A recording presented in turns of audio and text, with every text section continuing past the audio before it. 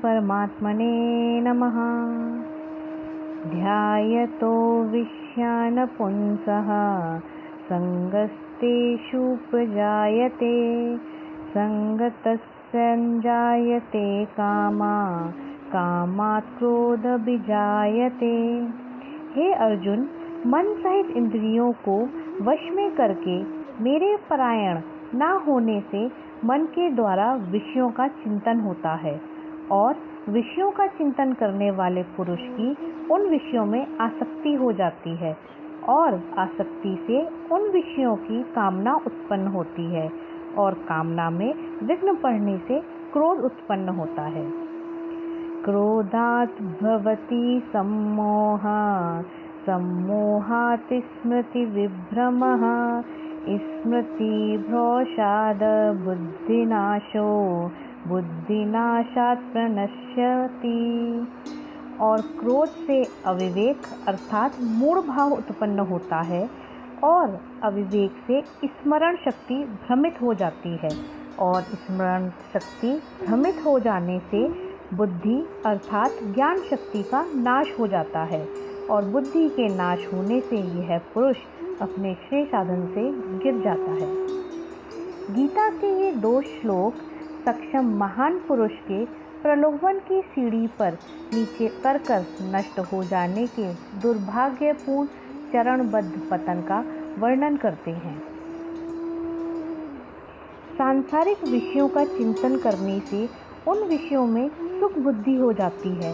सुख बुद्धि हो जाने से उन विषयों को प्राप्त करने की इच्छा प्रबल हो जाती है। विषयों के प्राप्त होने के प्रयत्न में अगर विघ्न पड़े तो क्रोध होता है और क्रोध से मन में मूढ़ भाव होता है। क्रोध अच्छी अथवा बुरी इच्छाओं के पूर्ण ना होने से उत्पन्न होता है। अच्छी इच्छाओं में बाधा एक न्याय संगत क्रोध को जन्म देती है। बुरी इच्छाओं में बाधा एक विनाशकारी और अनुचित क्रोध को उत्पन्न करती है। न्याय संगत क्रोध व्यक्ति को किसी त्रुटि को ठीक करने की दिशा में असाधारण प्रयास करने के लिए प्रेरित कर सकता है। एक न्याय संगत क्रोध एक अच्छे परिणाम की प्राप्ति के लिए उचित और रचनात्मक विधियों का उपयोग करता है अर्थात यह सकारात्मक होता है। परंतु अहम प्रेरित क्रोध व्यक्ति को विवेक शून्य कर देता है और इस प्रकार वह अपनी बाधित इच्छाओं को पूर्ण करने के लिए जो इच्छाएं उसकी पूर्ण नहीं हो पा रही हैं उनको पूरा करने के लिए अधिकाधिक अविवेकी होता जाता है। अनुचित क्रोध व्यक्ति के आंतरिक संतुलन को खो देने का कारण बन जाता है। क्रोध के आवेग के शारीरिक और मनोवैज्ञानिक प्रभाव पड़ने शुरू हो जाते हैं। शारीरिक दृष्टि से क्रोधित मनुष्य का संपूर्ण शारीरिक तंत्र परिवर्तित हो जाता है, जैसे हृदय की गति बढ़ जाती है, खून की गर्मी बढ़ जाती है। क्रोधित मनुष्य अपने पूरे शरीर में एक जलन का अनुभव करता है। सिर की ओर रक्त का जो प्रवाह होता है और मस्तिष्क के टिश्यूज के अंदर जो टेंशन उत्पन्न होती है वह पाचन तंत्र के कार्य को रोक देती है या ये कहें प्रतिकूल रूप से प्रभावित करती है। चरम सीमा के अनियंत्रित क्रोध को दिल के दौरे, सदमे और मृत्यु के कारण बनने के लिए भी जाना जाता है। मनुष्य का सुंदर चेहरा जिसमें एक अद्भुत शांतिदायक भावना को देखा जा सकता है, क्रोधित मनुष्य में कुरूप और विकृत रूप धारण कर लेता है। एक मनुष्य जो अपने संतुलित क्षणों में किसी को चोट पहुंचाने की कल्पना भी नहीं कर सकता, क्रोध के आवेग के प्रभाव से वह अपशब्द कहने वाला और एक हिंसक प्राणी बन जाता है। इससे पहले कि व्यक्ति को अपने कार्य के भयानक परिणामों का बोध हो, वह समझ पाए कि उसने क्या किया है, इससे पहले ही उसके मन को अपने जघन्य कार्य की गंभीरता का बोध हो, संवाहक आवेग अपना काम कर चुका होता है। अर्थात क्रोध में सोचने समझने की शक्ति बाद में कार्य करती है, उसके मुंह से गलत अपशब्द पहले निकल आते हैं। एक सामान्य अवस्था में विवेक का प्रकाश सामान्य चेतन में रहने वाले व्यक्ति का मार्गदर्शन करने के लिए विद्यमान होता है। परंतु जैसे ही क्रोध का वज्रपात इस प्रकाश को बुझा देता है, अर्थात इंसान बहुत अधिक क्रोधित हो जाता है, तो वह क्रोधित मनुष्य मार्गदर्शक विहीन होकर ब्रह्म के अंधकार में आ जाता है और उसे इसका स्मरण नहीं रहता कि उसे क्या करना चाहिए। फिर मनुष्य कठोरता, कायरता, हिंसा, प्रतिशोध, पाप इत्यादि में पड़ जाता है और इसमें प्रवृत्त होने पर उसके द्वारा ऐसे कर्म होते हैं जो उसे नीच योनियों में अथवा नरक में डाल देते हैं। राग द्वेष वियुक्तेस्तु विषयानि निन्द्रियैश्चरना आत्मवश्यविधेयात्मा